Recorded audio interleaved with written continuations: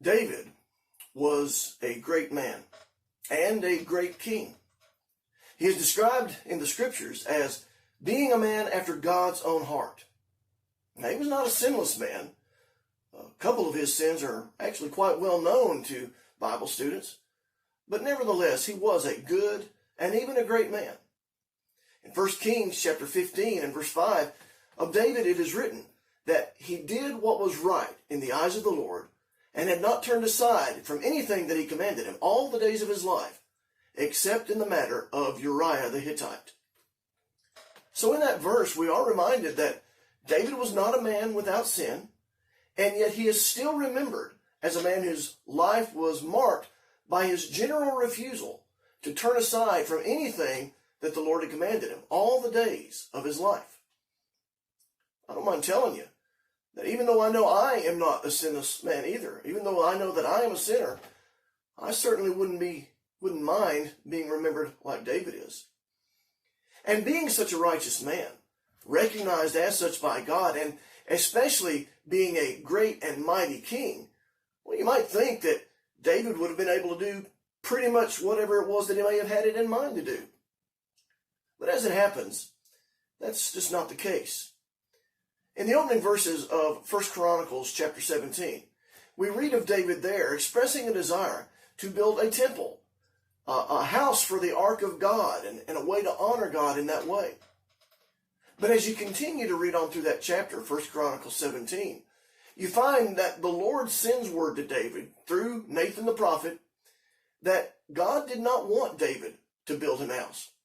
Rather, it would be David's son, Solomon, who would carry out this task once he was on the throne of Israel. Of course, over in 1 Chronicles 28 and verse 3, David shares a bit more information as to why God did not want him building the temple.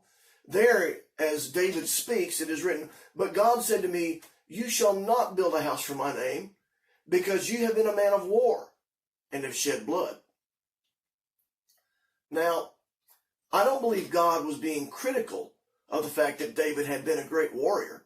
The fact is, in doing things like fighting the wars that he did, David had made the nation secure and paved the way for the peaceful times that his son Solomon would enjoy during his reign. See, that had been David's role in the plans of God for his people. The role of building the temple would be given to another. It would be given to Solomon.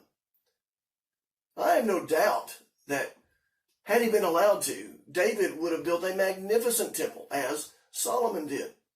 And it would have been not only a great monument to the God it sought to honor, but it would have been a pretty good monument to David as well, had he been allowed to build it. Think about it.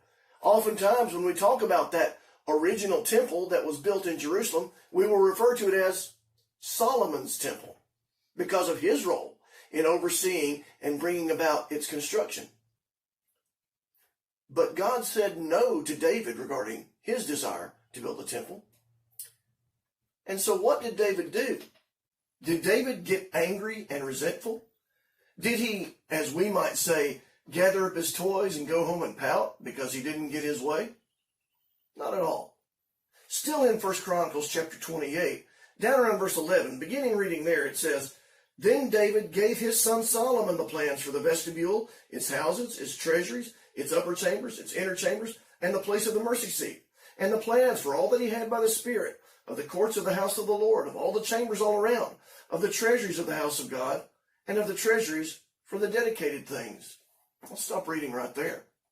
But what this passage is telling us is that when God had told David that his son and not he would build the temple, David still made preparations, doing what he could do to help facilitate the construction of the temple when it would take place, which, by the way, would not be until after he had passed from this life.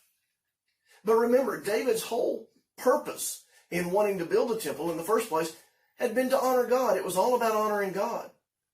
Regarding when he first expressed this desire to build the temple, notice that in 1 Chronicles chapter 17 and beginning in verse 1, it is written, "Now it came to pass, when David was dwelling in his house, that David said to Nathan the prophet, 'See now, I dwell in a house of cedar, but the ark of the covenant of the Lord is under tent curtains.'"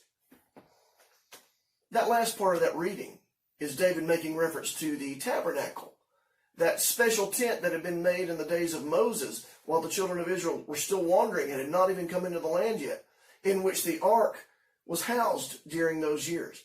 And David notes to Nathan, now many years have passed, hundreds of years have passed.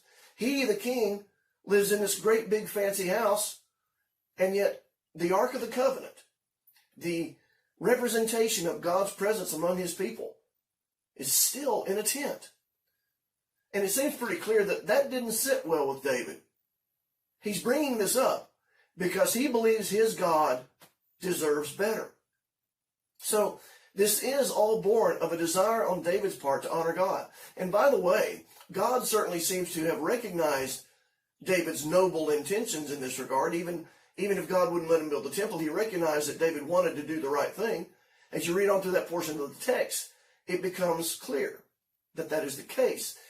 But for David, this was all about honoring God and ensuring that he would continue to be revered and honored by the people for generations to come.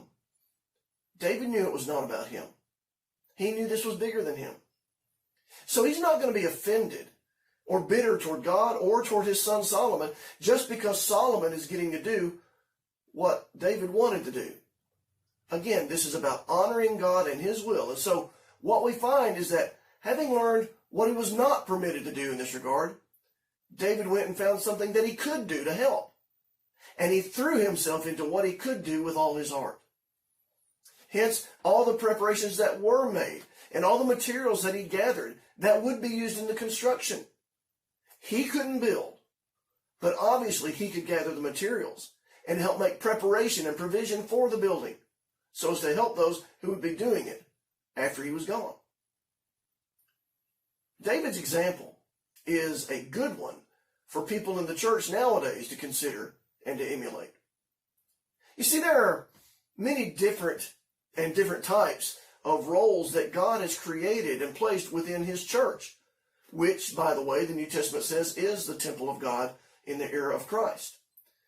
But not everyone is able to fill just any role that they might wish they could in the body of Christ. There are certain roles and offices within the church that have certain requirements attached to them that prevent many people from being able to serve in those particular positions.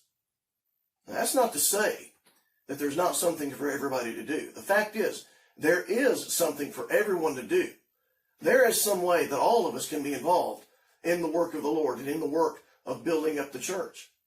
Are we going to let the fact that we can't occupy the role that we might desire cause us to just throw up our hands in frustration and not help in any way, not help in the ways that we can? Well, not if we would follow the example of the great King David. You know, in 1 Corinthians chapter 12, Paul compares the church there, also known as the body of Christ, he compares the church there to the human body. And he notes that our human bodies have many different members, such as the hand or the foot or the eye. And Paul, in this passage, notes, rightly so, that just because, for example, the foot is not the hand, does not mean that the foot is not necessary. See, the body needs all of its members, each doing what they are assigned and able to do, else it won't function properly, and it likely will not survive. Or the church is concerned, the body of Christ, the temple of God, I want the church to survive. I want it to survive here on earth, long after I'm gone. So I'm going to find what I can do now, and what I can do to help those who come after me in what they will be doing. I believe that's the example that we have from the great King David. And I believe that we would all do well to consider it and to emulate it for our own good, as well as the good of the church in general. I hope you have a good day.